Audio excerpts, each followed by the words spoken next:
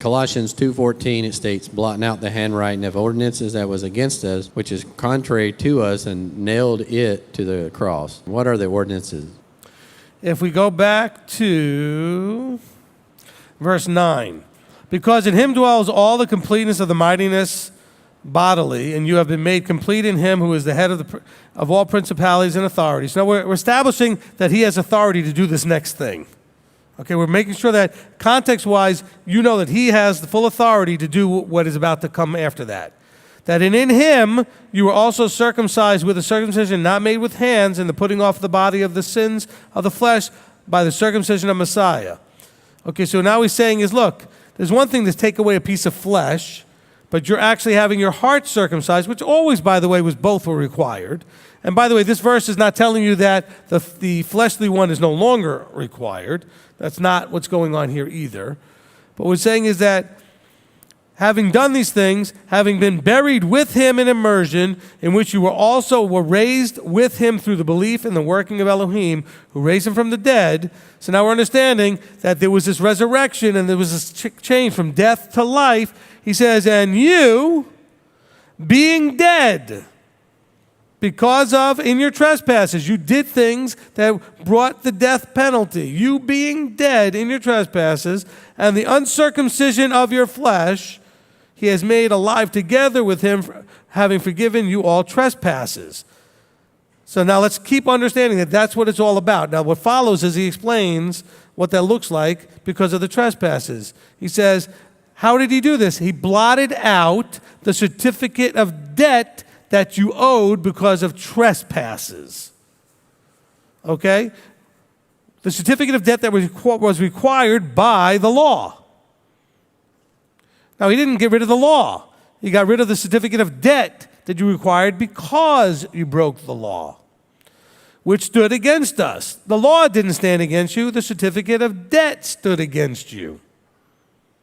And he has taken it out of the way, having nailed it to the stake. See, what you also don't know is that historically, in the day this is talking about, they would literally nail your offenses to the stake that you were crucified on.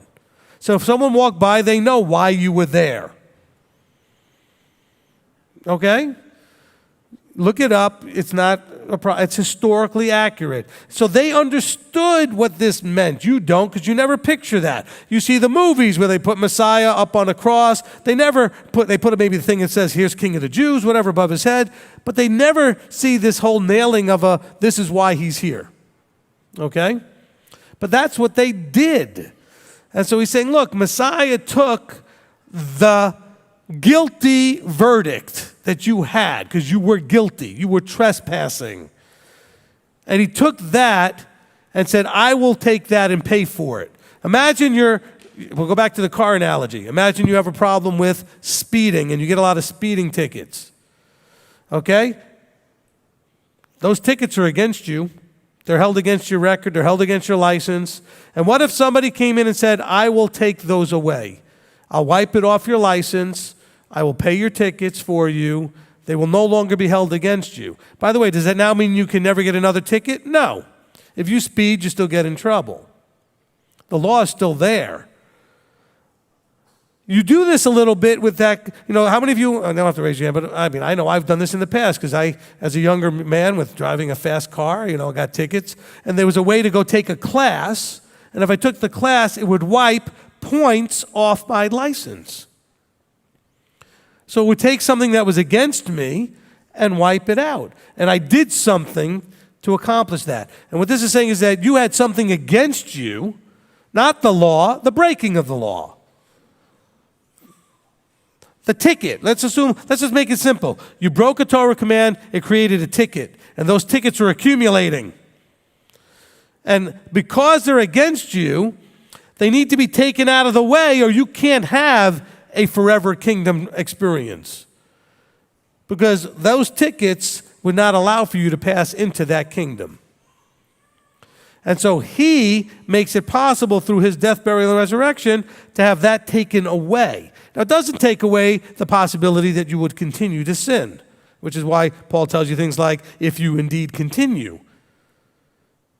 This is why Yeshua tells us in John, all those branches that don't stay in me end up in the fire. And they burned up like the kindling, right? So you can choose not to stay in him. But what he's saying is if you choose to stay, I provided a way for those things that were against you, that you were guilty of, to no longer be held against you. So not only are they wiped out, like as far as like, they could be taken off your record, but they're actually, expunged. If we think of it like today's legal thing, expunged, like there is no record of it anymore. They're expunged. Now, that doesn't expunge all future offenses. It means that everything that you did that involved that thing is expunged from your record. Okay?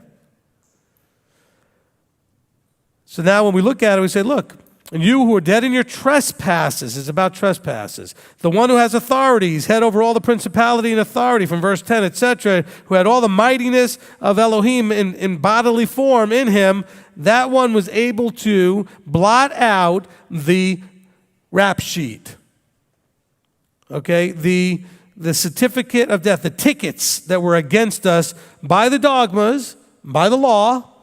And there's nothing wrong with the law, but the law did let you know that there was a problem, which stood against us. Now remember, it's not the law, but it's the certificates of debt that were against you. And he's taken them out of the way and nailed that to the stake.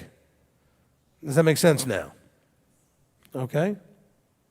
And by the way, then him stripping the principalities and authorities, saying, look, you were under the authorities of darkness. All of this strips away that darkness, puts you in light so that you don't have those penalties anymore because you're not going to walk in the light.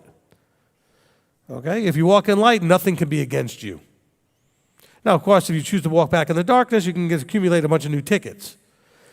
And that's where you then have to repent and make teshuvah and then ask Yeshua to have the blood then applied to those new tickets.